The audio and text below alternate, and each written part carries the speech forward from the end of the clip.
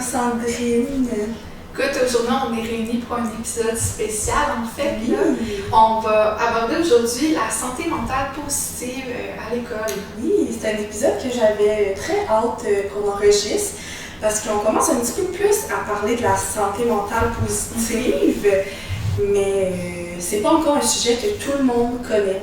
Non, absolument. Puis tu sais, c'est pas parce qu'on parle d'un sujet qu'on le maîtrise non plus ou que vraiment, tu sais, c'est pas parce qu'on parle de ce sujet-là que ça veut dire qu'on a une meilleure habileté. Ouais. Tu sais, qu'on inclut plus dans notre quotidien puis tout ça, ça veut juste dire que c'est moins tabou. Exactement. Puis tu sais, de toute façon, écoute, on se le cachera pas, toi t'es encore aux études, oui. Moi j'ai fini les études il n'y a pas si longtemps que ça, donc c'est vraiment comme, oui, on a comme notre point de vue d'intervenante, mais aussi on a notre point de vue d'étudiante là-dessus. Ouais, vraiment, puis tu sais, je pense que l'école, tout le monde va passer par là. Que ça soit, que tu sois parent pendant que tu écoutes l'épisode ou toi-même un étudiant, je pense que ça va être un épisode très pertinent, peu importe le statut des personnes qui nous écoutent. Absolument, oui. Ben écoute, tout d'abord, Laetitia, aimerais-tu peut-être nous expliquer c'est quoi la santé mentale positive en fait? Oui, ben la santé mentale positive, premièrement, je veux juste dire que c'est pas nécessairement, il n'y a pas nécessairement un lien avec un trouble de santé mentale ou pas. Donc, quand on parle de la santé mentale positive, c'est pas seulement d'un diagnostic ou d'un trouble. Puis si on y va un peu plus avec vraiment la définition d'une santé mentale positive, en fait, ça va être un état émotionnel, spirituel, fonctionnel, qui va permettre, en fait, aux personnes de réussir à vivre pleinement leur vie, malgré toutes les épreuves qu'ils vont avoir. Donc, d'être capable d'être dans la résilience. Puis je pense que c'est important de le nommer que c'est pas d'être positif, c'est pas d'être seulement joyeux. La santé mentale positive, c'est d'accueillir les moments plus difficiles et de mettre en action notre compétence de résilience. Absolument, ben oui. Puis comme tu le nommes, tu sais, la résilience, c'est pas d'être aveugle face aux épreuves qui s'en viennent, parce qu'être aveugle face aux épreuves et aux obstacles, ben, c'est la meilleure manière de foncer dedans, là, des fois. Mais c'est vraiment, tu sais, ce qui nous permet parfois là, de monter ces murs-là, de remonter la côte, de remonter la pente quand on en a besoin. Puis c'est vraiment comme un état de bien-être psychologique, en fait, là, qu'on développe grâce à une santé mentale positive. Oui, exactement. Puis, tu sais, là, on parle un peu comme en général la santé mentale positive, mais pourquoi on a voulu faire vraiment cet épisode-là? Ouais, ben écoute, moi je trouve que c'est vraiment important d'aborder spécifiquement dans le milieu scolaire. Parce que le milieu scolaire, c'est vague, là, il y a différents niveaux de scolarité. Puis, ils ont tous leurs particularités, oui, en fonction de l'environnement scolaire, du niveau d'autonomie, du niveau comme de relation qu'on peut avoir avec les professionnels, mais aussi en fonction de où est-ce qu'on est rendu dans notre développement. Ouais. Parce que quand on grandit, souvent ce que les gens ne savent pas, c'est que beaucoup de pathologies chez les enfants, de troubles de santé mentale chez les enfants, c'est l'âge idéal pour venir, je ne veux pas dire régler ça, mais pour venir minimiser les impacts à long terme. Fait que vraiment, tu sais, le milieu scolaire, c'est comme un lieu qui est, pas juste quand t'es enfant, mais comme dans l'âge adulte, aussi jeune adulte, c'est vraiment un lieu privilégié pour venir construire une santé mentale positive. Puis venir aussi même diminuer les troubles de santé mentale potentiels. Que je pense vraiment que c'est à prendre en considération. Puis le fait d'émettre ça dans l'environnement qui est l'école, qui est le milieu scolaire, c'est pertinent parce que notre santé mentale ne peut pas aller mieux. On ne peut pas aller mieux que ce que notre environnement nous permet. Puis il faut vraiment comme savoir, oui, en prendre sur ses épaules, il faut, oui, être dans la responsabilisation, l'empowerment, mais il faut aussi reconnaître quand un milieu est mésadapté pour notre développement, de le savoir à ce niveau-là. Puis donc, comme en tant que société, viser des milieux qui vont plus créer de l'épanouissement. Oui, vraiment, parce que l'environnement a un très grand impact sur comment on va se sentir. Puis quand tu es étudiant, l'école, tu passes énormément de temps à l'école, même plus qu'avec ta famille, pendant, mettons, l'année scolaire. très souvent là. Donc, c'est certain que si c'est un environnement où que tu te sens pas à l'aise, que ça fait vivre du stress, il peut y avoir plusieurs situations difficiles avec l'école, mais si c'est le cas, c'est certain que ça va avoir des impacts sur toi. Ça, on va en parler un peu plus précisément tantôt dans l'épisode, mais je pense que c'est intéressant de mettre la base sur ça. Absolument. Puis tu sais, là, je viens de te nommer vraiment qu'est-ce qui nous a amenés, nous deux, à vouloir parler de ce sujet-là.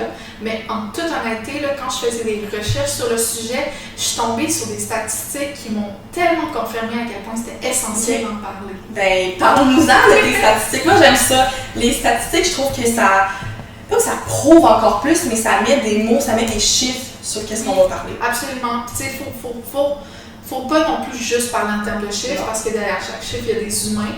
Ouais. Mais en même temps, c'est souvent utilisé comme un comparatif. Oui. Puis ça, on va voir là, la population étudiante, qu'on parle d'étudiants universitaires, des écoles primaires, des écoles secondaires, collégiales, là, vraiment, là, la santé mentale, l'état de la santé mentale est différente que celle de la population en règle générale.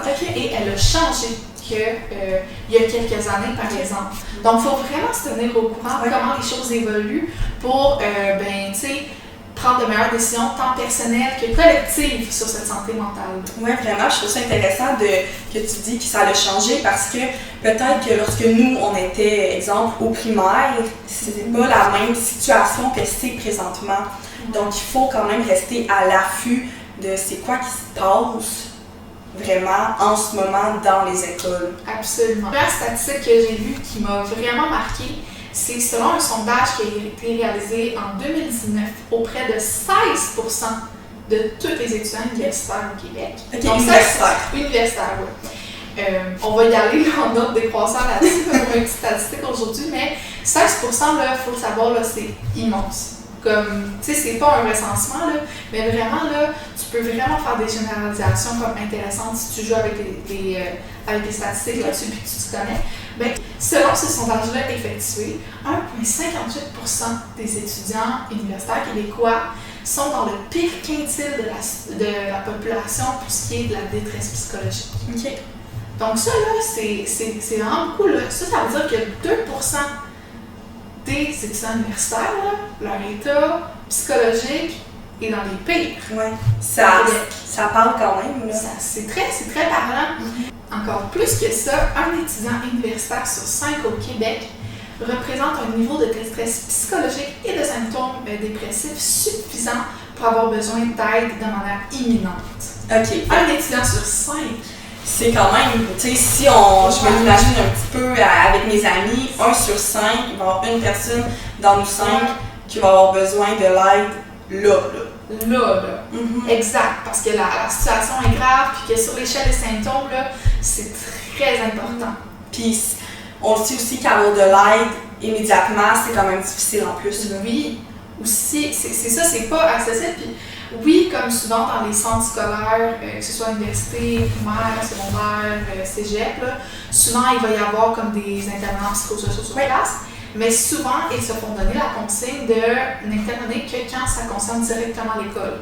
Tu sais, quand, mettons, c'est de l'anxiété de performance ou du stress relié aux examens ou ces affaires-là. Mais ça va avoir de l'impact sur l'école. Exactement, oui.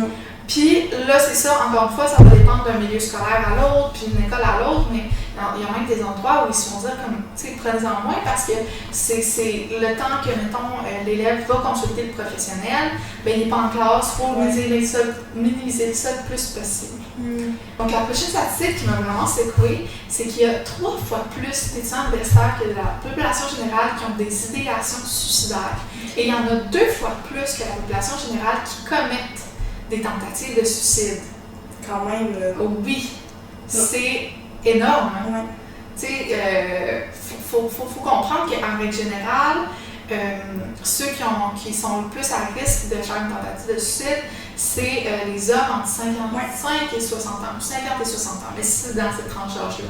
Mais que même dans la population générale, les étudiants sont beaucoup plus à risque. Ouais. Je pense que ça démontre encore plus pourquoi il faut parler, pourquoi il faut sensibiliser, faire de la promotion sur la santé mentale positive à l'école. Là. Absolument, parce que tu sais, t'as pas d'idéation suicidaire s'il n'y a pas d'autres enjeux de santé mentale inclus. Là. Ouais. C'est ça. Là, donc, c'est pour ça que c'est vraiment un milieu privilégié pour aller créer des meilleures habitudes pour la santé mentale ou pour aller créer un lien entre l'intervenant et l'élève. J'espère aussi que cet épisode-là va susciter des réflexions par rapport à ce sujet-là, parce que c'est, comme tu as dit, c'est la base. La santé mentale, c'est la base. Aller à l'école, on va tout y passer, c'est la base. Donc, c'est aussi une place d'apprentissage. C'est fait pour apprendre. Donc, pourquoi pas apprendre à avoir une santé mentale positive? Absolument, oui. Puis, tu sais, c'est pas tant, des fois, le problème, c'est pas tant l'école en tant que telle, c'est notre relation avec l'école. Tu sais, parce que si tu. Je comprends que dans certains milieux, c'est plus compétitif, ou dans certains, même milieux familiaux, tu sais, on a plus la pression de performance, mais cette pression-là de performance que tu te construis, si tu ne tentes pas de la déconstruire, ou si l'environnement ne t'aide pas à la déconstruire, elle va perdurer toute ta vie. Puis tu vas la ressentir même quand tu n'auras plus de résultats scolaires, même quand l'argent que tu vas recevoir en ton compte en banque ne dépendra pas de tes performances au travail. Fait que c'est vraiment comme, il faut déconstruire tout ça. C'est super important. Puis, on parlait un peu plus tôt justement que oui, on parle plus de la santé mentale, mais ça ne veut pas dire qu'on en parle mieux. Ça veut juste dire qu'on en parle plus. Puis, dernière statistique, je le connais, mais de 2010 à 2017, là, les proportions d'élèves dans des écoles secondaires avec diagnostic de TDA, TDAH et de troubles d'anxiété ont doublé. En 7 ans, les diagnostics ont doublé. Est-ce que ça veut dire qu'il y a moins de tabous autour de tout ça? On crée des milieux qui sont plus adaptés à ces diagnostics-là? Pas du tout. Ça veut juste dire qu'on s'est dit comme première étape pour la santé mentale, c'est de diagnostiquer plus, d'aller plus repérer. Ok, super, maintenant on fait quoi? Parce qu'on ne peut pas juste comme voir ça comme des problèmes d'individus. Vraiment, il y a un aspect de génération là-dedans. Puis la société aussi a un très grand rôle à jouer. Là. Absolument. Puis tu sais, si dans les générations, il y a des changements de valeur, il faut peut-être aussi voir qu'il doit y avoir des changements de structure. Parce que peut-être que la structure actuelle est plus adaptée pour une génération ou même des générations qui développent de plus en plus de troubles anxieux et de plus en plus de troubles de déficit de l'attention. Donc, Laetitia, dis-moi, est-ce que tu constates qu'il y a certains impacts dans le fonctionnement qui sont créés justement par le de la santé mentale? Vraiment, tu sais, si on se concentre plus sur l'environnement de l'école, la santé mentale on va pas juste dire peut avoir, mais a des impacts sur la personne dans l'école, mais plus précisément, ça peut en avoir sur les notes. Donc, les résultats scolaires, puis on sait que malheureusement, pour rentrer au cégep ou à l'université, dans certains programmes, tu n'as pas le choix d'avoir des notes. Tu n'as pas le choix d'avoir, admettons, une moyenne de 90. Puis, on voit de plus en plus que dans les systèmes scolaires, au primaire, c'est plus évalué comme que c'était évalué avant. Mais il reste quand même qu'à l'université, pour entrer dans un programme, tu as besoin d'avoir une bonne cotère du cégep. Donc, si jamais il y a des situations qui font en sorte que ta santé mentale est plus difficile ou ton état de santé mentale n'est pas comme à l'habitude, ça peut vraiment avoir des répercussions sur tes résultats scolaires. Tu sais, si on pousse un petit peu plus loin, mais ça peut aussi en avoir sur l'employabilité. Puis, en fait, il peut y avoir certaines personnes qui vont se poser des questions à savoir est-ce que je vais être capable de faire ce métier-là? Parce que là, en ce moment, j'ai de la difficulté à l'école. Mais comme on a nommé, c'est possible que l'environnement fait en sorte que tu as des moins bons résultats. Ça n'a pas nécessairement de lien avec tes capacités. Absolument. Puis beaucoup de jeunes vont faire ces liens-là. Ils vont voir une note, exemple, qui coule, tu sais, mettons 58, bien pour eux, ils vont se dire « je suis pas bonne, je serai pas capable d'atteindre mes buts ». Donc, ça peut aussi avoir des conséquences sur l'estime de soi, vraiment, des étudiants. Puis à la limite, c'est aussi des conséquences sur à quel point on essaye. Tu sais, si dans ton discours, mettons, tu te dis, ben, je suis pas bon, je suis pas capable, tu te répètes ces choses-là, c'est évidemment que tu ne peux pas aller vers de nouvelles expériences ou des expériences d'apprentissage et tu vas te maintenir dans ce niveau de compétence-là ou même ce niveau d'incompétence-là que tu te juges toi-même. Oui, tu vas pas vouloir essayer parce que le stress va grandir. Là. Oui. Tu sais, il faut aussi dire que plutôt on parlait comme des troubles anxieux. Les troubles anxieux, particulièrement la phobie sociale qui, elle, est vraiment là, en croissance chez les jeunes actuellement, va créer beaucoup d'absentéisme. Ouais. Puis des fois, tu sais, tout ce qui est la question des notes, le problème, c'est pas est-ce que la personne va performer devant son examen ou non, c'est que ça va être un effet collatéral de l'absentéisme. Tu sais, l'environnement scolaire va être vu comme un milieu hostile, un endroit de jugement potentiel. Puis surtout là, avec la période de COVID, la COVID a eu un impact immense sur la santé mentale. Surtout là, avec la période de COVID où les jeunes étaient en télé-études, vraiment dans des périodes où il faut s'exposer au stress social. Puis on a arrêté avec la COVID. Je trouve ça intéressant que tu en parles parce que moi j'ai fait un stage, puis il y avait beaucoup de jeunes qui ont eu leur 5e et leur 6e année avec la COVID, donc sur leur ordinateur, et arrive le changement de 6e année à secondaire 1, qui est déjà une très grosse étape pour les jeunes. Puis ils font cette étape-là, puis ça fait 2 ans qu'ils ont été chez eux, qu'ils n'ont pas vu personne. Donc l'anxiété sociale, moi j'en ai beaucoup vu, j'ai beaucoup intervenu, j'ai beaucoup fait de la relation d'aide avec des jeunes qui vivaient ce trouble-là. Puis comme tu as dit, il manquait extrêmement de cours. Puis il faut aussi s'adapter au fait que la personne, c'est pas que c'est un jeune qui veut pas aller à l'école, c'est un jeune qui a peur d'aller à l'école. Puis je pense que la nuance est vraiment importante et de pas taper sur le doigt tout de suite du jeune. Puis vraiment de voir la raison du pourquoi la personne ne va pas aller à ses cours, pourquoi elle va se trouver des raisons. Tu sais, il ne faut pas invalider la peur, mais il faut remonter le sentiment de compétence. Il ne faut pas dire, ben non, tu sais, tu n'as aucune raison d'avoir peur, tu sais, ou c'est bien niaiseux que toi, ça te stresse un exposé oral ou aller manger seul à la cafétéria. Mais de dire, je te comprends d'avoir peur de ça, ça peut être stressant. Je pense cependant que tu es capable de survivre à ça. Je pense cependant qu'à la fin de la journée, tu vas être fier de toi de l'avoir fait. Je pense cependant que tu es capable d'affronter ces stress-là. Puis il faut vraiment venir travailler là-dessus de... Tu sais, si on juge courageux quelqu'un qui affronte quelque chose qui est explicitement effrayant, puis qui s'en sort, il faut aussi se trouver courageux d'affronter ces stress-là. Parce que vraiment, on est courageux de le faire. Puis plus qu'on fait, plus que les sources de stress diminuent puis perdent de leur pouvoir. Oui, vraiment. Mais c'est ça avec le stress et l'anxiété. Plus que tu vas être devant la chose, l'événement qui te procure du stress, plus que tu vas le faire, ça va vraiment diminuer. Tu sais, c'est comme la courbe du stress.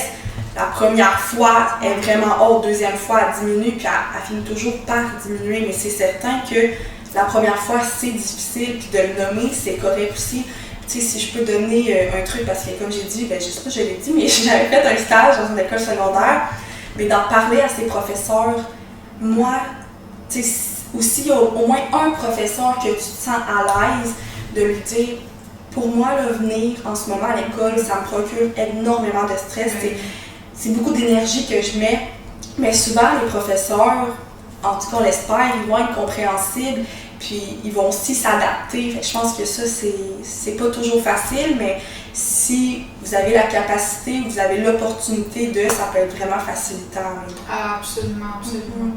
Puis dis-moi Laetitia, est-ce qu'il y a des obstacles à une bonne santé mentale à l'école? Oui. Bien, comme j'ai parlé un petit peu tantôt, il y a les transitions de vie importantes. Donc, pendant l'école, pendant la soirée primaire jusqu'à l'université, si on regarde une personne qui passe du primaire, qui fait toutes les étapes, il y a extrêmement de changements dans sa vie. Comme tu as nommé, pour les personnes du primaire au secondaire, puis même jusqu'au cégep, il y a la puberté. Ça impacte beaucoup la personne. Il peut aussi avoir des déménagements. Je donne un exemple. Tu finis ton secondaire, puis il n'y a pas de cégep dans la place que tu habites, ou le cours que tu veux aller est dans une autre ville. Il y a un déménagement, c'est la première fois que tu vas être tout seul ou en colocation avec d'autres personnes. Donc, il y a beaucoup de nouvelles expériences. Puis, une nouvelle expérience, on le sait, ça peut égaler au stress. On en a parlé dans notre épisode qu'on nommait les points avec le stress, puis il y avait la nouveauté dedans. Donc, toutes les nouvelles expériences, les nouvelles opportunités, ça peut procurer du stress. Oui, absolument. Puis, tu sais, c'est important de dire que, quand on parlait plutôt que comme tu peux avoir une santé mentale positive, adéquate, en même temps que tu as un trouble de santé mentale. Ouais. Là, c'est la même chose. Un événement stressant peut aussi procurer du bonheur. Oui. Tu peux aussi être comme dans l'ambivalence par rapport à ça, te dire, OK, ben, j'ai hâte de déménager, mais je sais pas si je vais être capable, je sais pas à quel défi je vais faire face. Tu sais, puis même cette ambivalence-là peut, juste le fait que ce soit ambivalent, peut être stressant. Parce que tu sais pas quelle émotion vivre pleinement. Puis c'est des émotions, des fois, tu as l'impression qu'ils cohabitent pas très bien ensemble. Mais crois-moi, il y a une manière de les résoudre. Mais ça me parle beaucoup quand tu as dit ça parce que moi, à 17 ans, j'ai déménagé pour aller faire ma technique en travail social, puis ça ne se donnait pas dans la même place que j'ai habité avec mes parents. Donc, j'étais vraiment contente d'aller en appartement avec une de mes amies, mais je vivais aussi beaucoup de stress. J'avais peur de m'ennuyer aussi de mes proches. Donc, je pense que d'être capable de le nommer, moi, ça m'a beaucoup aidé en disant, je me souviens quand je m'en allais dans la ville où j'allais habiter, au début, je vivais tout un petit stress, mais rendu là-bas, je me sentais bien. Je pense que c'est tout à fait normal d'avoir ces deux sentiments, émotions-là différentes, mais ils peuvent habiter ensemble. Tu vois, tellement. Comme moi, je me rappelle de tu sais, ma mère, mais en fait mes parents, puis mon entourage me disaient, quand tu vas voir le cégep, c'est super le fun, tu sais, c'est là que tu t'épanouis plus, avec plus des gens comme toi. Puis moi, je me rappelle, ma première semaine de cégep, à la fin, j'arrive, je suis comme, vous m'avez menti, je déteste ça. Puis là, finalement, tu sais, le temps a passé, puis je suis mon Dieu, c'est vrai que c'est vraiment le fun. Tu sais, c'est juste que comme la première semaine, ben, c'est l'adaptation. Puis, moi, c'était comme mon groupe, ma cohorte, parce que contrairement à toi, je suis restée dans la même ville pour mon cégep. C'était le même que mon secondaire. Fait que tu sais, j'avais même pas le fait, comme dans les premiers temps, de découvrir de nouvelles personnes. Tu sais, c'est dans l'implication étudiante que j'ai découvert d'autres gens, d'autres horizons, d'autres intérêts, mais tu sais, donc on a comme tous une expérience différente. Puis, c'est super intéressant ce que nous avons. Puis, il peut aussi avoir la comparaison. Parce que dans un milieu scolaire, ben, il y a beaucoup d'autres personnes qui sont avec nous. Puis ça peut être facile de se comparer. Ça peut être avec les notes. Ça peut être la personne sait qu'est-ce qu'elle veut faire plus tard. Moi, je m'en souviens, secondaire 4-5, quand on doit décider de notre futur métier, certaines personnes, ils étaient mélangés, puis ils ne savaient pas. Donc, on peut vraiment tomber rapidement dans la comparaison. Puis la comparaison, bien, ça peut nous faire sentir vulnérables, ça peut nous emmener plusieurs émotions qui sont pas toujours faciles à vivre, qui sont importantes à vivre, mais qui peuvent être difficiles pour certaines personnes. Vraiment, oui. Puis tu sais, un truc qu'on parle pas, c'est que souvent, quand on est jeune, là, on peut avoir tendance à se comparer à des modèles de réussite, puis ça peut être inspirant. Mais des fois, ça peut nous mettre une pression dessus, tu sais. Toi, je pense que tu es une grande sœur, Laetitia. Ben, moi, je suis la grande sœur. Je n'ai jamais eu de grande sœur de l'enfant, mais je sais qu'il y a souvent, comme dans les frères et sœurs plus jeunes, il y a comme, on se compare beaucoup à nos grands frères, à nos grandes sœurs. Tu sais, eux qui sont rendus un peu plus loin dans leur scolarité, de comme, mon Dieu, lui, il réussit à l'université, moi, genre, ça, c'est un peu plus difficile. Ou, tu sais, ou là, mon grand frère, ma grande sœur est comme super sportive, on dirait que moi, j'ai pas encore trouvé de sport qui m'intéresse, je me sens performant. Tu sais, peu importe, ou comme son cercle d'amis, tu sais, il connaît plus de gens, qu'il y a vraiment, même dans le milieu familial, tu sais, ça peut être comme un risque de se comparer à ces modèles-là de réussite. Oui, vraiment, puis même avec la comparaison, des fois, ça peut aussi emmener avec la compétition. Puis la compétition, c'est pas toujours sain. parfois ça peut nous motiver, par exemple, à étudier, mais je crois qu'être en compétition avec les autres, c'est pas quelque chose de sain. C'est rare que ça nous fait du bien. Puis moi, je m'en souviens au cégep, la fameuse cotère qui, dans le fond, ta note, mais ta cotère, ça va être en lien avec les autres personnes. Donc, ça va être en lien avec la moyenne. Fait que si jamais la moyenne de la classe est à 90, puis toi que tu as eu 88, et normalement, à 88, tu es super contente. Puis moi, je m'en souviens que si j'avais ça, puis la moyenne est à 90, j'avais plus bas que la moyenne. La compétition était là. Puis, on a parlé tantôt que parfois ça peut être personnel, mais ça peut aussi être dans l'environnement. Puis je pense que ça, c'est important de le nommer qu'au cégep, la compétition peut être aussi dans l'environnement où qu'on est, puis c'est pas juste personnel, puis de pas tout se mettre sur nos épaules. Ben oui, absolument. Faut pas oublier que les gens, ils montrent le positif d'eux. Tu sais, puis c'est ça, beaucoup d'investir sur les réseaux sociaux, mais en règle générale, là, tu sais, quelqu'un va pas mettre de l'avant ses défauts ou les endroits où il y a plus de difficultés. Il va mettre de l'avant les endroits où il performe, où il se valorise. Puis, tu sais, nous, plutôt que de se comparer à une personne dans son ensemble, on se compare à tous les gens dans toutes les sphères où ils performent et où ils se sentent à l'aise de le partager. Puis c'est ça qu'on se sent parce que ce qu'on compare de nous à eux, c'est pas ce sur quoi on se sent performant, c'est ce sur quoi on sent qu'on est moins bon. Ouais.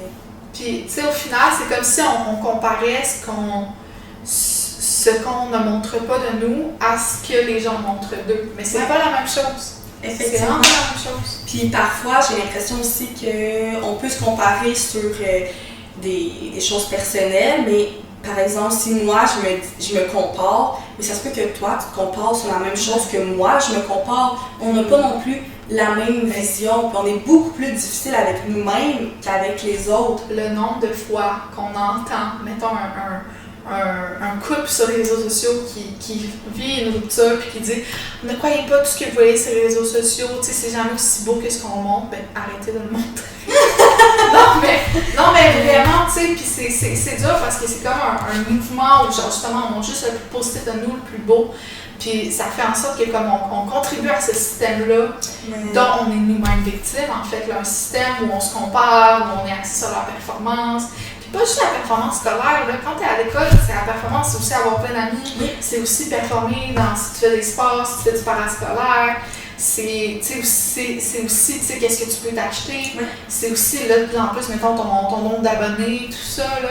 Qu'est-ce qu'il y a dessus partout, cette performance-là. Oui, vraiment. Puis au niveau scolaire, je crois qu'il y a beaucoup pas un nuage de performance, mais quasiment. Moi, j'ai eu l'impression que lorsque je suis sortie du secondaire, ce nuage-là a descendu. Puis plus qu'on vieillit, on peut aussi avoir de l'autocritique ou de la critique sur les pressions qu'on vivait avant. Puis on réalise qu'en fin de compte, le nombre de likes qu'on a sur notre profil Facebook n'équivaut pas à ta valeur. Mais moi, ça, je l'ai compris après le secondaire. Puis je pense que c'est ça, comme tu as dit, le secondaire, je pense secondaire, mais l'école, c'est pas juste les notes. Fait que je sais pas si tu veux parler un peu de l'approche systémique, je trouve qui fait vraiment un lien avec le fait que c'est pas seulement les notes, le milieu scolaire. L'approche systémique, ça veut qu'on comprenne l'individu dans son rapport avec les différents systèmes. Ça veut dire, puis même là, comme mettons, comment les systèmes entre eux vont interagir ensemble. Ouais. Donc, c'est des belles phrases de travail social, je trouve ça beau en oreille. Oui, donc le premier système, là, c'est ce qu'on appelle l'ontosystème. Donc, c'est ce qui va caractériser l'individu. On a juste en parler, par exemple, de l'âge. Oui, il y a le fait que tu es un individu dans un milieu scolaire, tu es un étudiant par exemple, mais aussi le fait que tu es un étudiant avec un certain âge et que tu te tiens avec des gens aussi d'un certain âge. Puis la différence entre les deux peut constituer quelque chose qui va influencer ton développement et ta santé mentale. Tu sais, on en parlait un petit peu plus tôt avant de filmer le podcast, mais juste le fait comme que c'est de moins en moins une réalité que de faire doubler un élève. Ouais. Bon. Moi, je me rappelle, quand j'étais jeune, ça arrivait comme relativement souvent. Je pense que, honnêtement, une personne par classe allait doubler, là. Exactement. Dans notre temps. Exactement, oui. Puis, tu sais, il y avait genre toujours comme. Quand un élève, les enseignants décidaient de faire doubler, c'était jamais juste comme est-ce que c'est ses notes. C'est aussi une question de comme qu'est-ce qui est optimal pour son développement, est-ce que c'est comme de reprendre une année et donc de reprendre l'estime de lui puis que ça se construise des bases plus solides, ou est-ce qu'à l'inverse, ça va être comme trop insécurisant, trop une adaptation difficile d'être avec des enfants ou des gens plus jeunes. Puis il y avait aussi avant aussi beaucoup la question, là, puis ça je pense que je le vois de moins en moins, mais tu sais, juste pas prendre de tout, là, de faire passer une année. Fait tu sais, mettons, tu passais de la 3e à la 5e année directement, ou tout ça. Sauter une année. Sauter une année, tu sais, des plans d'intervention aussi. Que, tu sais, ou même quand tu grandis, là, de être le plus vieux de ta classe versus le plus jeune, ou, tu sais, avoir, mettons, c'est niaiseux, là, mais avoir ta fête en été. Ouais. Tu sais, à quel point, comme si quand t'es jeune, des fois, comme les fêtes d'anniversaire, c'est vraiment quelque chose de gros, ben, de pouvoir moins le vivre avec les jeunes de ta cohorte, tu sais, ce truc-là comme d'impact ou de micro-impact auquel on pense pas nécessairement. Oui, les micro-impacts, je trouve ça intéressant parce qu'on peut donner comme exemple quand tu es au cégep, puis des fois, il y a des personnes qui sont nées en septembre. Ceux qui sont nés en septembre, c'est un peu les bébés, on va dire, les plus jeunes, puis ils sont comme avec les autres personnes qui vont avoir quasiment un an de plus parce que ceux qui sont nés en octobre sont un an de plus. Puis moi, je me souviens dans les débuts, lorsque tu as 18 ans, souvent, tu commences à pouvoir sortir et tout. Mais les personnes qui sont nées en septembre ne peuvent pas suivre la gang.